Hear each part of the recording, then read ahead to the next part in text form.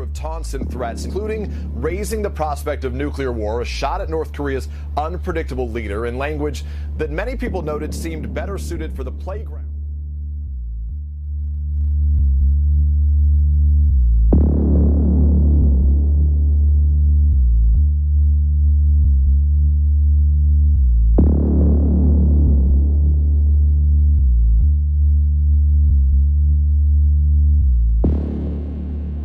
Trump might be less provocative or even scale back his Twitter habit in 2018. Well, you can safely throw that out the window. Trump couldn't help but pay the classic Twitter tribute to his one and only rocket man. Trump mocked Kim Jong-un and North Korea's nuclear capabilities in an extraordinary tweet. The battle of words between the two did descend into insults about the size and power of their nuclear buttons. I, too, have a nuclear button, but it is much bigger and more powerful one than his.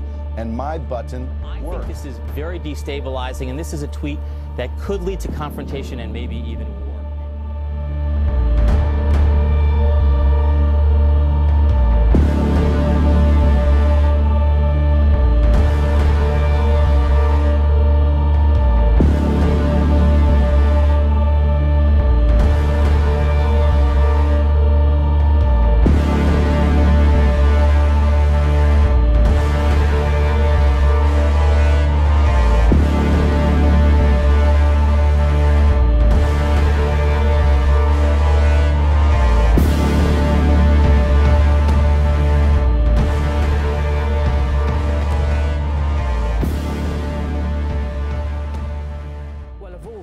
World leaders, North Korea's Kim Jong-un has been perhaps most targeted by Trump's tweets. After one of his most recent posts, the battle of words between the two did descend into insults about the size and power of their nuclear buttons. Will someone from his depleted and food-starved regime please inform him that I too have a nuclear button, but it's a much bigger and more powerful one than his.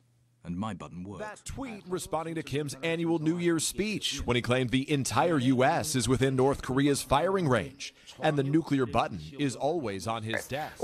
What does Kim Jong-un hear? Because that's really what matters the most. Does this make it more likely that we'll get into some kind of conflict? Juvenile and immature and destabilizing tweets kind of suggest that. Then Kim Jong-un is far more likely to lash out. We don't know what Kim thought of the tweet, but it was unsettling to former Vice President Biden, who once had the authority to hit the button if something happened to President Obama. This is not the stuff to be tweeting about. It's not an actual button, but a briefcase called the football carried by an aide who follows the president everywhere. It contains the codes the commander-in-chief would need to order the use of nuclear weapons. American nuclear forces are incomparably more powerful than North Korea's.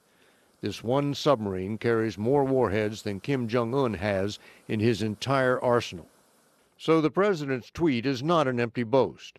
But would he really use nuclear weapons against North Korea? Nuclear war remains all but unthinkable. Americans be concerned about the president's mental fitness, that he appears to be speaking so lightly about threats regarding the nuclear button? I think the president and the people of this country should be concerned about the mental fitness of the leader of North Korea. He's made repeated threats. He's tested missiles time and time again for years. It's extremely clear what the president's position is, and our position on North Korea hasn't changed since the beginning. This is a president who is committed to protecting Americans and protecting the people of this country, and he's not going to back down from that.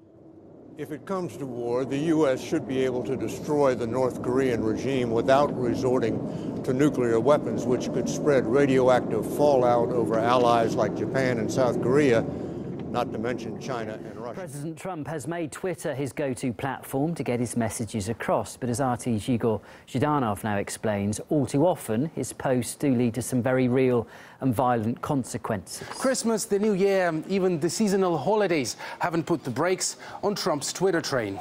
In 2018, Pakistan got it first. The United States has foolishly given Pakistan more than $33 billion in aid over the last 15 years. And they have given us nothing but lies and deceit, thinking of our leaders as fools. They give safe haven to the terrorists we hunt in Afghanistan, with little help. No more. No love lost there. Trump's administration has been walloping Pakistan for months, but it's not like anything in particular happened on Monday to trigger the backlash. But to say This tweet got Islamabad on edge would be an understatement.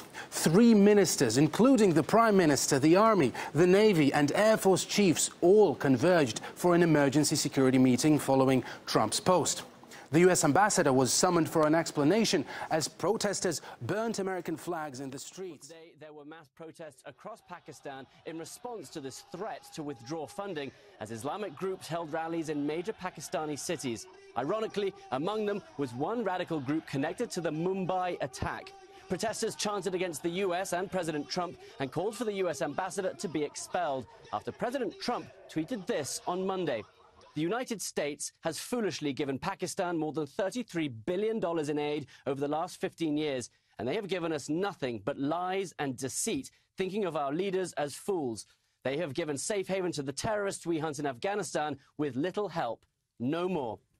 This pressure from the Trump administration began back in August when the U.S. said it would hold up $255 million to the Pakistani military until they cracked down on extremists. On Monday, the Trump administration said that was still the plan. The relationship between the two countries has been on a downward spiral ever since Osama bin Laden was killed in the Pakistani town of Abbottabad in 2011.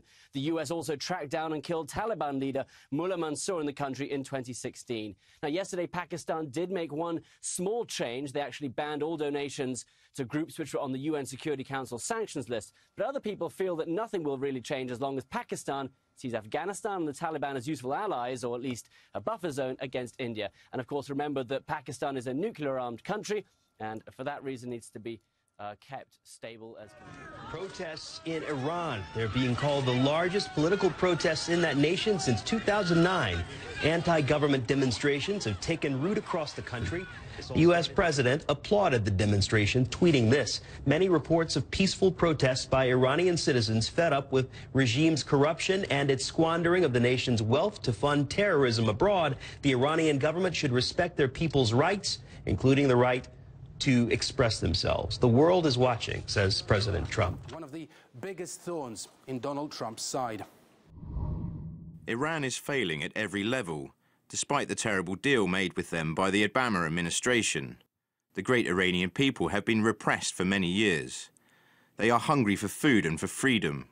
Along with human rights, the wealth of Iran is being looted. Time for change. The Islamic Republic has been erupting in rallies and riots as people have been swarming the streets, both against and in support of the government. People died. The tweet hasn't gone unnoticed in Iran. Urging against the violence, President Rouhani denied Trump the right to sympathize with the nation. Well, when done with the Middle East, Trump couldn't help but pay the classic Twitter tribute to his one and only Rocket Man. Sanctions and other pressures are beginning to have an impact on North Korea. Soldiers are dangerously fleeing to South Korea. Rocket Man now wants to talk to South Korea for the first time. Perhaps that's good news. Perhaps not.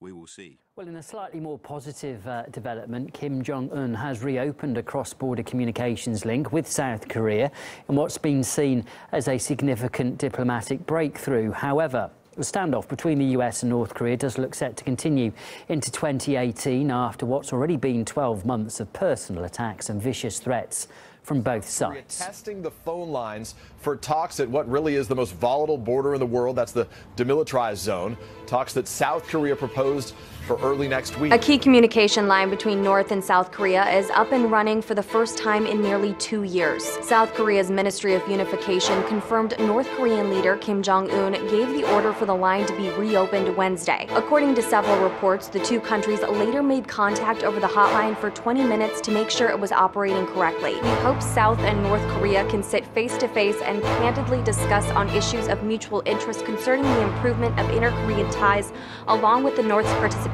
to the Winter Olympics. The announcement comes one day after North Korean leader Kim Jong-un extended what seemed to be an olive branch to South Korea. During his annual New Year's Day speech, Kim sent his well wishes for the Winter Olympics in Pyeongchang and offered to send a delegation to participate in the Games.